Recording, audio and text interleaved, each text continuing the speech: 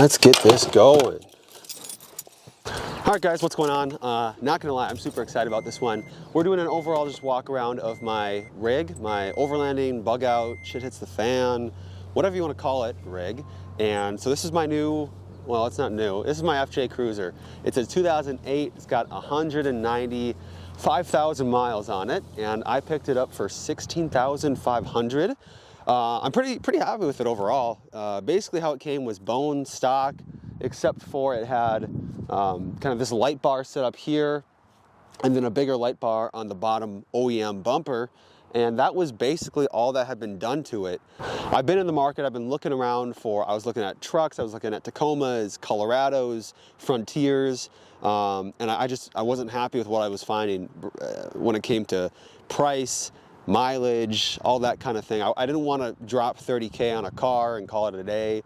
For the money and knowing what reliability I can expect out of this truck, it's been maintained its entire life spotlessly. It was owned by multiple dealers and became some of the dealer cars, so it wasn't really driven hard. Based on what I can tell, it wasn't taken off-road pretty much at all. And yeah, I'm super excited to show you guys what I got cooking here. So overall, my goal for this truck, for this rig, is to be ready to take off, having to be a preparedness vehicle, as well as just getting into the space of overlanding and adventure camping, having it serve that role as well, which fortunately you can build a rig to kind of serve both pretty well simultaneously. So first we will get into the build. So my first priority was to kind of go with the armor side of things and to increase its capability. I know that an animal strike at 75 miles an hour is a really surefire way to end any trip that you're about to embark on. So I didn't want to run into that problem.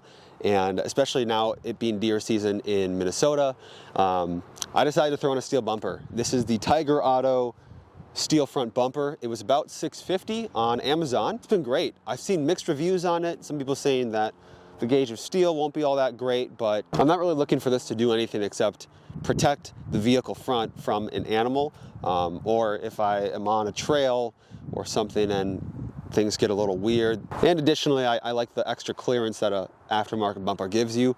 If you're getting this specific bumper, you will need to get the skid plate for it because it leaves the bottom part of the radiator exposed, which is definitely not good. So that's just an extra $100, and but it should come with the bumper, honestly. Continuing with protection, I also got the Tiger Auto running rails, or the Nerf steps. These are not necessarily rock sliders because they can only support up to 500 pounds as rated, but there are some users and some reviewers who have reported that these can take the majority of the weight of the rig because they've ran them off-road and used them as rock sliders, and they've worked just fine. I don't know how hard I'll push these sliders or these running steps, but for peace of mind, it works well. Another nice thing about these steps is that for sedans, at least, if someone parks super close to your car and opens up their door, they're not going to ding your actual door. They're going to slam their door on the steel step, and so it kind of just protects me that way too. Both of these modifications I installed myself. It kind of sucked. The front bumper took me about 8 hours,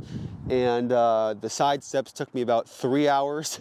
So it was definitely involved, but I saved about $1,000 of installation fees from my local 4WP store, 4-wheel parts store. That's what they quoted me to install both of them, so I'm kind of happy with saving the money. Sticking with the exterior, I did like a little vinyl decal on the Toyota logos, just added red. I wanted red to be kind of the accent theme for the entire build, for the rig. So I got the TRD Pro wheels as well that have red accents, and also just the logoing up front. And I think it's a good look. Fortunately, the previous owner was handy with wiring and actually knew what he was doing, so he put LED bulbs and replaced the just normal bulbs. He put an LED light bar across the fake like grill cutout, which actually makes the grill cutout functional, so I really like that. And he also put LED bulbs in the kind of fog light, mirror light spot, and the mirror lights of the FJ are notoriously just shit, and they don't really do anything, so it's nice that they actually have some output now. Not quite fog light level, but they're actually something more than just a knick-knack. So very functional upgrades that I'm grateful he did, because I have no clue what I'm doing when it comes to wiring, and so that would definitely be something that I would have to hire out, because I don't want to risk, you know, starting an engine fire from a poor wiring job. The tires that I decided to throw on are the Hankook AT2s Extremes. They've got like a 60,000 mile warranty, and so that was kind of the highest warranty I saw on Discount Tire. And they also punch in at less expensive than the KO2s. They got triple peak snow ratings. They're gonna serve me just fine here in Minnesota, I believe. And yeah, they're great all-terrain tires. I would recommend them so far. Moving up top to the rig, I modified the OEM roof rack. So you'll notice that the roof rack on the FJ is a little bit taller than what it is currently. I kind of did a roof rack diet, or the half rack modification. And so basically I just unscrewed the rack, unscrewed some of the parts that connected the longer section to the shorter section. And the reason why I did that is because I have a rooftop tent in transit. It's coming in the mail. And in order to throw the rooftop tent on, it has to be mounted to crossbars. And the crossbars aren't accessible if you've got that second rail section on top of it for the full rack. And I didn't want to drop $1,000 on like a Prinsu rack or something like that.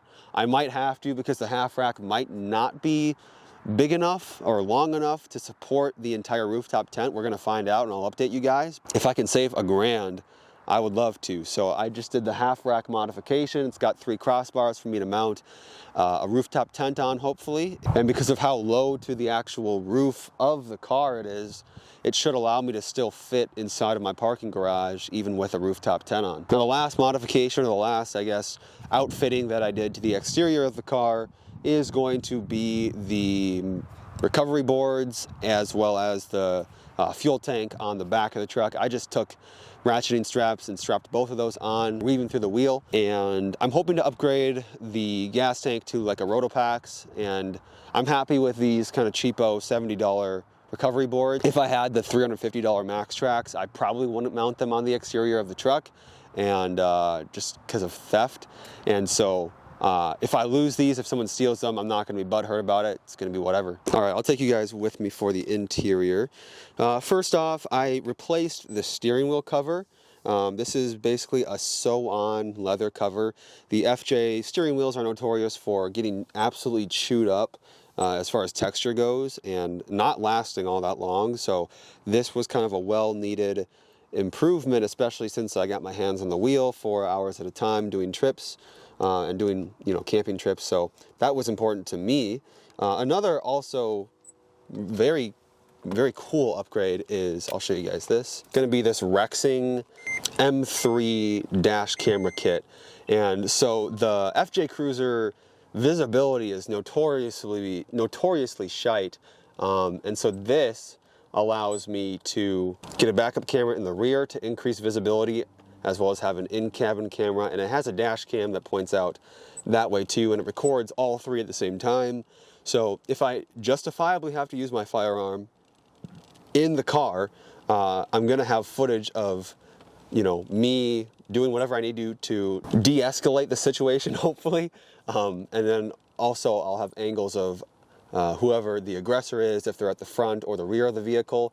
If they're coming in the side, I'll probably catch them a little bit on the cabin angle, but this is just kind of a good peace of mind that hopefully I'll perform, that potentially could help in a vehicle defense lawsuit case. And I might do a full video on this setup, because I was worried about how I was gonna configure it in the rear, but it was actually incredibly easy, and I took the bare minimum approach to getting it set up. Next thing, I've got like a little phone mount here just to make mounting my phone a little bit easier. Here I've got the Fieldcraft Survival visor panel packs. I just put a Velcro strip along this part of the whatever this is, and then strapped them on, because I didn't really want them over my head, because they kept hitting me in the head right here. And if they were right here, it kind of cut into the visibility of the already bad windshield. And up here I have a tourniquet just thrown on there for fun. I've also got a tourniquet in here just in case, so probably need more tourniquets in the car, but that's going to happen sooner rather than later, hopefully. I really like the cup holders, a small thing, but it fits full size like canteens, which is kind of rare these days. And then lastly, I do really appreciate this front driver's side little glove compartment. In here I've got extra glasses because I am nearsighted. I've got a seatbelt cutter, some NSAIDs, painkillers, got a multi-tool, pens, a little sewing kit, and that rounds that out. Coming up in the center console, I've got charger cable, a large battery pack that can charge my phone and laptop. I've got a solar-powered hand crank radio that can also charge my phone, some hand sanitizer, some sunglasses, stuff like that. And then in the doors, I try and keep an extra, just a water bottle in every single door. And let's open up this door. Little fire hydrant, just a spray bottle. I've got a larger one in the back that I'll show you guys. Got a foldable dog bowl. I've got an extra water bottle, an umbrella. And then I'll take you guys to the other side of the truck. Sorry, I forgot about this. These are some like little blind spot mirrors. They're actually big blind spot mirrors, and they completely eliminate blind spots for me, so I don't even have to check my, I don't even have to look behind when I'm trying to merge. Those and the backup camera, it basically completely eliminates all of the issues I have regarding visibility in the FJ, because visibility is kind of like the biggest con of the FJ. In here I've got an umbrella, sunscreen, and bug spray. And then here I have 2 water bottles, some wipes to disinfect stuff, and a pair of sunglasses, and then some Q-tips down in there. Storage in the back seat I usually keep clear, and I'll take you to the trunk where the fun stuff happens. So here I've got my gas rig and my recovery tracks. Those are fun. I just keep a snow scraper in this mesh net because I live in winter. I live in Minnesota, and it is becoming winter.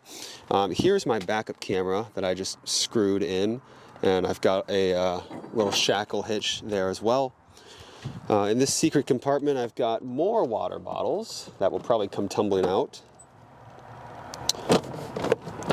Yes, that's good. This is my Fieldcraft 80-liter duffel. In here I keep all of my warm winter clothes, boots, extra socks, hats, extra jackets, gloves that I might need in case things get chilly. And then this is just my gym bag, and this here is kind of my emergency case. I want to eventually get a drawer system that's lockable for the FJ, but this is tying me over for now. I've got it strapped down with ratchet straps to 2 recovery points on either side, or 2 hitch points on either side to keep it stable. So in here I've got a lot of stuff. I've got my 300 blackout folded up. I've got a roadside emergency kit, duct tape, some extra ratchet straps. I've got this thing doesn't stay open, one sec. Got a larger fire hydrant. This is the Vertx X8 battery powered air compressor, so I can fill my tires if I either air down for a trail or puncture a tire. I've got an ARB tire repair kit right there. I've got a hitch strap, a recovery strap. I have a 80-piece tool kit underneath all of this that has tons of tools to work on the truck if I need to. I've got a bottle jack right there. I've got a code reader in case a light comes on that I got to scan and figure out what's going on. Got a tape measure and more bottle jack accessories in there. And yeah, that's about it in this box. So I keep this locked at all times, and hopefully no one ever gets into it, but if they do, the 300 blackout is not something that I will really miss all that much because it was super cheap. All right, guys, thanks for sticking with me to the end. It's been a fun one. Hopefully I can take some trips, go out on some camping trips, adventure trips, show you guys the rooftop tent once this winter comes to pass. But until then, you guys take care, have a good day, and we'll catch you later.